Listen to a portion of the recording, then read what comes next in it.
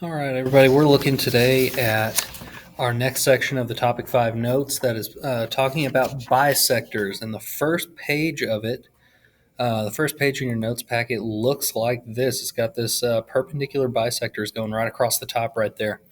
So we start off with the definition of what a perpendicular bisector is. Now, we've already heard this word bisect before, okay? And we know that the word bisect means cut in half, cut into two equal pieces.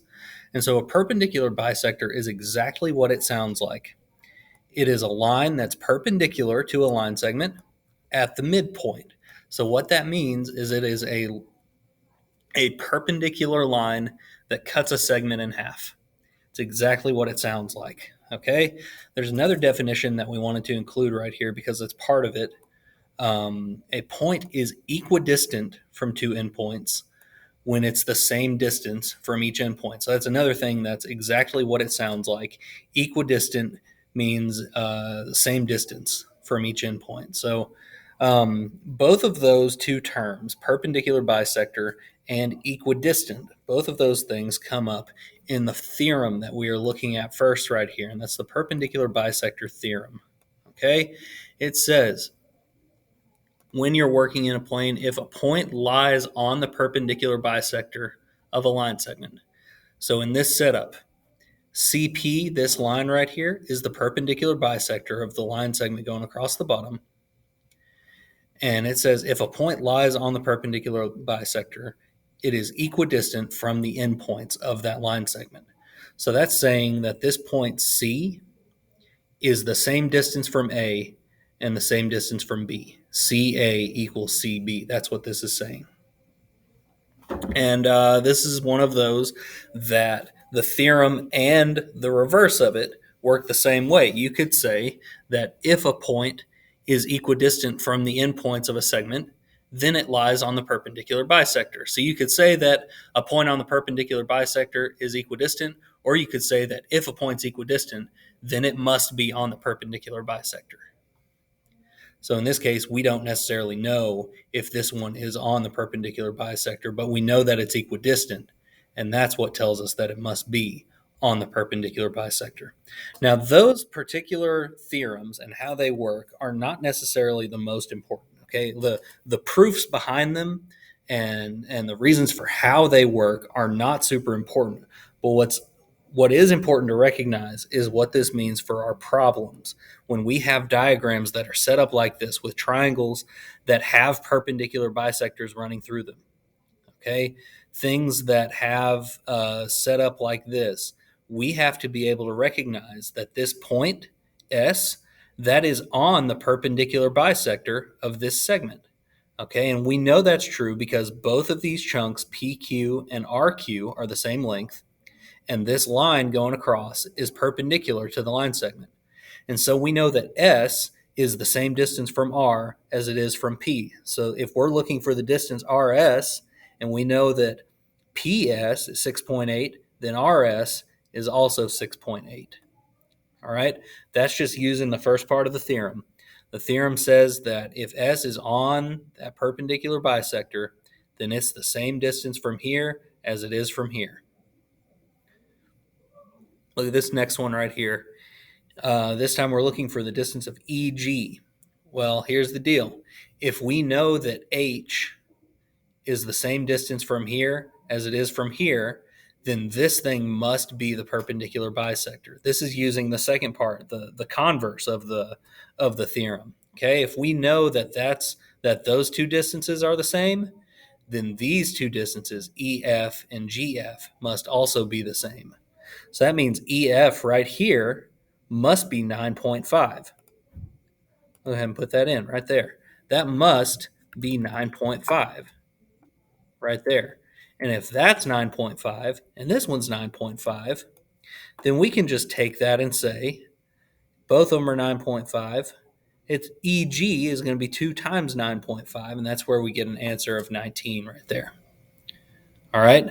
So I'll say this. If you see any problems that are dealing with a perpendicular bisector or anything that even looks like this setup at all, you're going to be setting something equal to something else. And that's what you have to know about it when you're solving these equations. You're going to be setting one thing equal to another thing. And that's going to be part of it. You're looking for things that are equal length. All right, and that's exactly what we have right here. We see that this must be the perpendicular bisector because these two chunks are equal, and we've got the little right angle symbol right there. So that's a perpendicular bisector, and we know that this point from the theorem said that this distance up here and this distance down here is the same. All right, 3x plus 14 equals 5x. We've got that equation where the two distances are equal to each other. After this, it's just about solving that equation. We need to get all of our x's on one side and all of our constants on the other side of the equal sign. So we move the smaller one. We subtract 3x on both sides. That goes away. 5x minus 3x becomes 2x. So 2x equals 14. It's pretty easy to tell that x equals 7 in that setup. All right, so that's our three problems on that page. Let's go on to the next page where we talk about angle bisectors. Okay, an angle bisector, again, we know what that word bisect means. It cuts in half. So an angle bisector is a ray that splits an angle into two congruent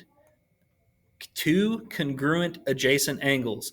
And we put this little thing right here, right below adjacent, okay? We know adjacent means next to each other. So two angles that are adjacent to each other are the ones right next to each other. They share that side in between them.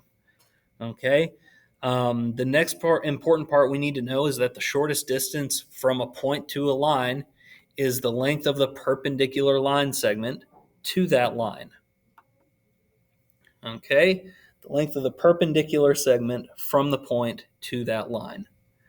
So this is what makes this part of it work. If a point lies on the bisector of an angle, okay, look at this diagram. We've got angle BAC going across right here, and this ray splitting it down the middle is the bisector. We know that because both of these little small angles on the inside are the same size. Okay, so this right here, AD, that's our bisector. If a point is on the bisector, like this point D, it is equidistant from the two sides of the angle. So the distance from B up to this side of the angle, or the distance from D to this side of the angle and D to that side of the angle, those two distances are the same. And that's exactly what we have right here. DB equals DC. And it works the other way too. If you already know that they're congruent, but you don't know about these angle sizes, if you know that they're congruent, then you can say that these two angles, DAC and DAB, are the same size. There's another one where the converse is also true. Now, again, we are not worried about proving that this is true. Okay, we are assuming this theorem after we've said it that it's true. We need to know, how does this affect our problems?